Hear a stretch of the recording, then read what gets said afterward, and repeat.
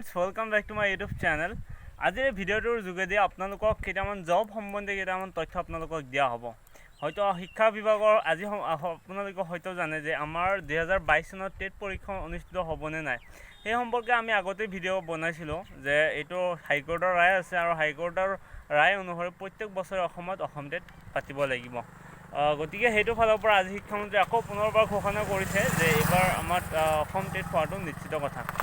আৰু সেকেন্ড এটা গুৰুত্বপূৰ্ণ কথাটো হৈছে যে আমাৰ যে অসম চৰকাৰৰ যে 26,000 চাকৰি আছিল এই 26,000 চাকৰিৰ কাৰণে অনলাইনৰ অন্তিম তাৰিখ ইতিমধ্যে আহি পালেহি।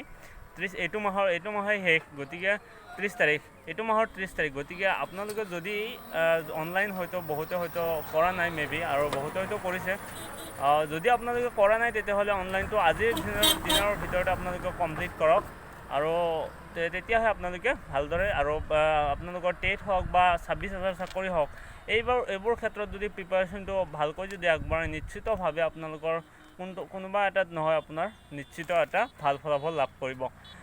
গতিকে এইটো আছিল আৰু এইটোৰ কাৰণে আটাইতকৈ চবতকৈ প্ৰয়োজনীয় কথাটো হৈছে যে আমাৰ ৰিটেন এক্সামৰ কাৰণে প্ৰিপাৰেশ্যন কৰিব লাগে। চ' সেইটো এটা গুৰুত্বপূৰ্ণ কথা। গতিকে as a YouTuber as a content creator হিচাপে আপোনালোকক তথ্যখিনি দিলোঁ আৰু সেইখিনি আৰু ক'বলগীয়া কথা ভাল কথা আৰু এনেবিলাক কথা জানিবৰ বাবে আমাৰ চেনেলটো ছাবস্ক্ৰাইব কৰক। Thank U.